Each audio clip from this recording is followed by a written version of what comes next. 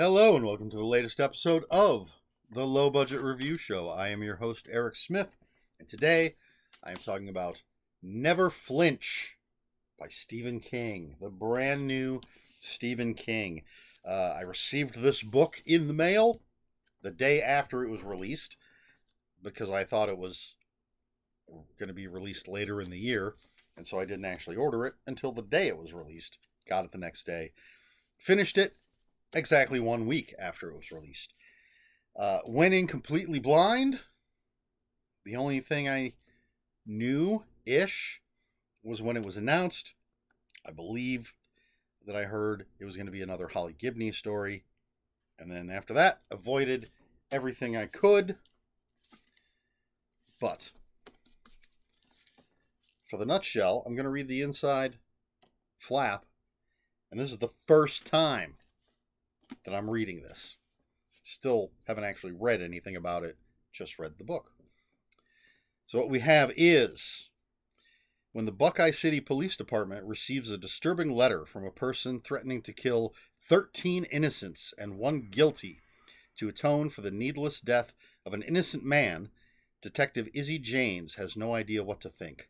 Are 14 citizens about to be slaughtered in an act of deranged retribution? As the investigation unfolds, Izzy realizes that the letter writer is deadly serious, and she turns to her friend Holly Gibney for help.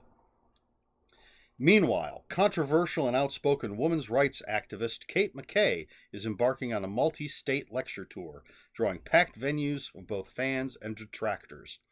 Someone who vehemently opposes Kate's message of female empowerment has been targeting her and disrupting her events. At first, no one is hurt, but the stalker is growing bolder, and Holly is hired to be Kate's bodyguard, a challenging task with a headstrong employer and a determined adversary driven by wrath and unhinged righteousness. Featuring a riveting cast of characters, both old and new, including world-famous gospel singer Sista Bessie and an unforgettable villain addicted to murder, these twined narratives converge in a chilling and spectacular conclusion, a feat of storytelling only Stephen King could pull off. So there's your nutshell. For the too long didn't watch folks, my actual rating is 4.5 out of 5. But since you can't give half stars on Goodreads, I allowed my bias to come into play and I bumped it up to 5. Instead of bumping it down to 4, I went ahead and bumped it up to 5 because I love the character of Holly Gibney. But 4.5 is my official rating for Never Flinch by Stephen King. So we start with... where do we start? Ah, yes. How much can I talk about? We start at a Alcoholics Anonymous meeting. I believe it's AA and not NA. Could be either one. It's one of those. Ah, yes. It says it's technically a Narcotics Anonymous meeting, but plenty of alcoholics also attend. So we start there. We're introduced to a character who talks about being upset. The reason they feel like drinking, they're upset about the death of someone. We find out it's the death of this innocent man. Basically, this guy was sent to prison, even though he was innocent. He was sent to prison. He was found guilty, sent to prison. He's shanked and murdered in prison. This is bothering this guy that has gone to this Narcotics Anonymous meeting. And then we jump to the police, receiving this letter about the 13 innocents and 1 guilty. They're going to be killed. And so we've got Izzy, and we've got some cops. And then eventually we're going to get to Holly. And then eventually we meet Kate McKay. We don't, unless you've read the flap, which I didn't do. I went in blind. I had no idea what Kate McKay and her assistant were going to be doing, what they had to do with any of this. But yes, we meet Kate McKay, her assistant, whose name I believe is Corey. And there's an attack. They try different forms of security as they're going from city to city on this tour. And Kate McKay is a best-selling author and does sort of lectures, but funny, so almost like stand-up, but with a message. And so she's got tons of fans, but also tons of detractors, mainly like pro-life people. So she's going from city to city, and after this attack, they hire like off-duty police people to be extra security. That doesn't seem to be working out, which is when they end up hiring Holly Gibney. So Holly has been working for an insurance company, trying to track down some lost jewels, and she's been talking with Izzy, the cop, about the murders that have started to happen, but she takes this job working security, and while she's doing that, we have sort of two mystery, not sort of, we have two mysteries going on. Who is the person going after Kate McKay, and who is the person murdering 13 innocents and a guilty person? And exactly why are they doing it? Exactly why is someone after Kate McKay, other than the obvious reasons? How is this all going to pull together? And this weird, it's not really, I don't know that it's a subplot. It's part of the story. This annual softball game between the cops and the firemen. And this, I was thinking of the butterfly effect when it came to this stuff with the softball game, because there's one just sort of chapter thrown in, or part of a chapter thrown in, where there's a cop at a bar, a fireman comes in, starts trouble, the cop punches the fireman and breaks his hand, and then it's like, oh, he was the pitcher for the softball team, he's not going to be able to do it. And that's basically how this chapter ends. And it's like, okay, I know this is going to have some sort of butterfly effect. I mean, we have some ideas of where it's going to go, but I'm not going to spoil even that. But little things like that, it's kind of, oh, okay, this sort of unconnected thing. This guy broke his hand, but eventually that's going to lead to this thing, which is going to lead to this thing, and it's just going to escalate to a bigger thing. So it's Stephen King, it's Holly Gibney. I was actually very much reminded of a Robert B. Parker Spencer book that I do not recall the title of. I should have looked this up before. But one of the early Spencer books, Spencer is hired as security for lack of a better way to put it, a feminist author / speaker.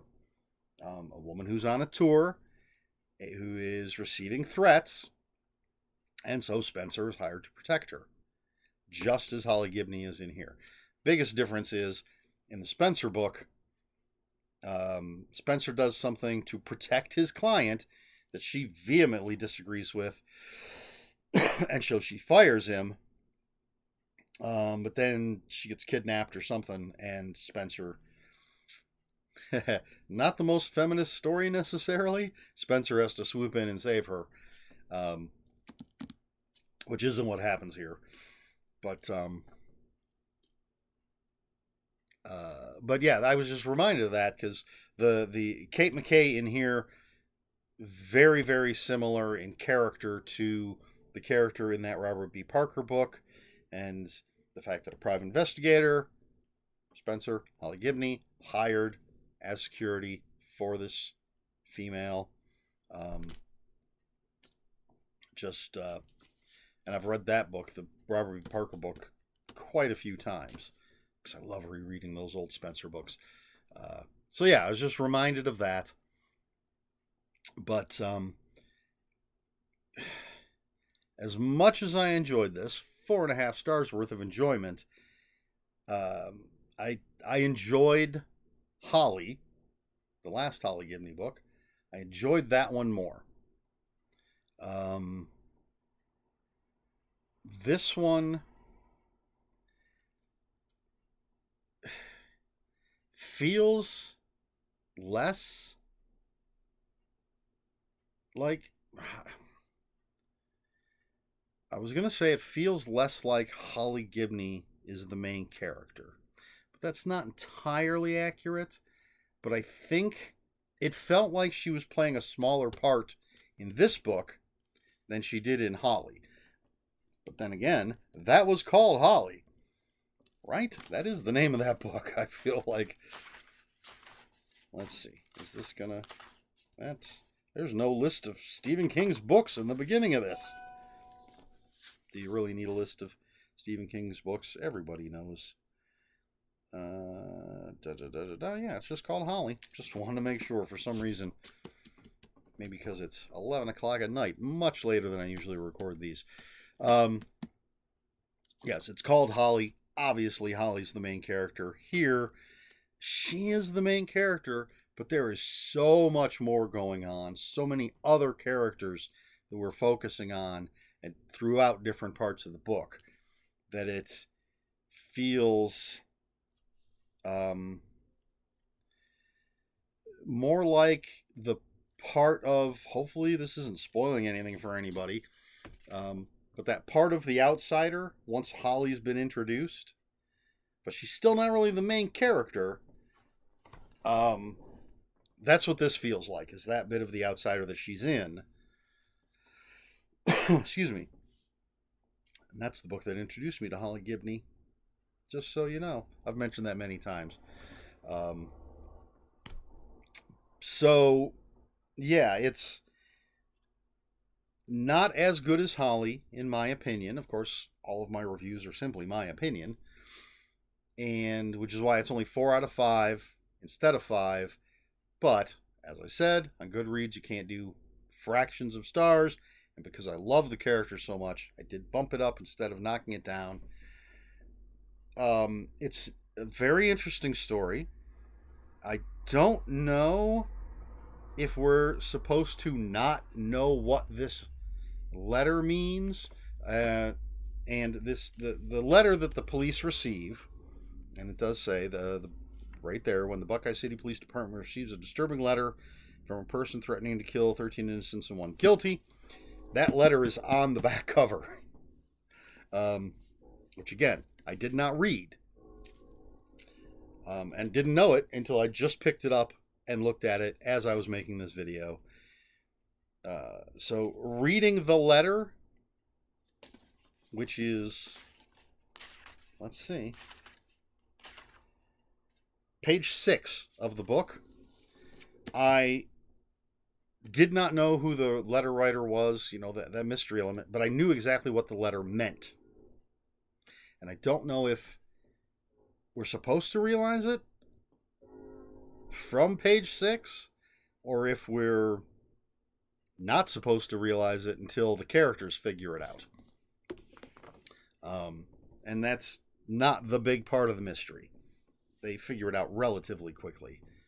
But, I mean, the mystery is, who is this person? And there's another element that I don't know if we were supposed to figure it out so early or not, but there was a point where I immediately said, oh, this is the situation. Turned out I was correct. I don't know if, generally speaking, people were supposed to realize it that early. I don't know. If you've read this, or if you read it after this, because this video will be on YouTube forever, we can talk about these things, and you can let me know if you think that these weren't supposed to be mysteries, these little elements. If they were supposed to be obvious, you know, we can talk about all that stuff. So, I know some people are getting tired of Holly, and that's going to bring us to our question shortly, question for the video. But I still love the character. I really enjoyed this book, and I'm always happy to read stories with Holly Gibney. I have the second and third of the Bill Hodges books to read. Um, man, I just talked about them the other day. I know End of Watch is the third one. It's Mr. Mercedes. I'm drawing a blank on the second one for some stupid reason, and then End of Watch. But I've read Mr. Mercedes. I haven't read the other two, so I still have some Holly Gibney to read. But never flinch. Stephen King, 4.5, 5 stars out of 5. If you're a King fan, you're gonna read it anyway, right? And if not, check it out anyway. It's not your typical King. Or is it? Is it becoming the typical King? That brings us to the question for this video. When I posted in my weekly wrap-up that I had picked up this book and was going to be reading it, someone commented that they enjoy Holly Gibney, but they would like to see Stephen King return to his old school horror roots. And so my question for the video is, I guess it's a multiple part question. Would you like to see Stephen King return to his old school horror roots? And if so, what would you like to see? Now, for me, I'm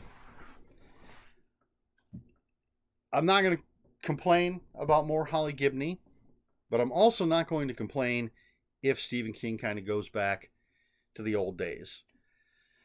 I think he's a great writer. Mostly hits, very few misses. There are some misses, but I think mostly hits. Of course, this is just my personal opinion. I know there are going to be people who say he hasn't written a bad thing. People are going to say he hasn't written a good thing. Of what I've read, and there is a huge chunk missing. Regular viewers know that. But of what I've read, more hits than misses. Many, many more hits than misses. But if we were going to go back, if he was going to return to old school horror, of course I'm going to check out whatever he does. But I'm looking at all of my old paperbacks. My oldest Stephen King stuff is sitting over there with the shiny silver cover of The Shining and the dark black cover of Salem's Lot, where I think you can't even make out the image, but it's embossed. The stand with the crow and the sort of human profile and a crow. Classic old school paperbacks. I would say I'd like to see him do something like Firestarter, because I'm a big fan of the government, in fiction, the government experimenting on kids, especially kids with powers or giving those kids powers. But he did that basically in The Institute. So he already sort of returned to that. I know that book, very divisive. I enjoyed it quite a bit. But again, that's because I really like secret government organizations and kids with powers. So, and I'm not saying specifically I want him to like return to the world of Firestarter, just sort of that general government, secret organization, people with powers. But he's done that. A new vampire story? Obviously I'd want him to do something new, but with that old school horror feel. So kind of looking at what he's done before isn't helping me figure out what I would actually like to see him do. I haven't read Cell, but that's basically a zombie story, right? So I don't know. Yeah, I'm such a fan of 70s, 80s, early 90s horror anyway. Yeah, it would be great to see him go back and write something like that. Without the problematic elements, but still sort of feel like something he wrote back in the 80s. But again, I'm not going to complain if he does more Holly. Not going to complain if he does old school horror. But what about you? What are your thoughts? What do you want to see from Stephen King? Let me know in the comments below. If you have any comments, questions, or corrections, please put those in the comments below. Comments are open for spoilers. Just post a spoiler warning. We try to be polite here at the Low Budget Review Show. Please like, share, and subscribe, all the usual YouTube stuff. If you'd care to follow me on other social media, I'll have links for my Instagram and Bluesky in the description below. That's all I've got. This has been the Low Budget Review Show. I have been Eric Smith, and until next time, read more books.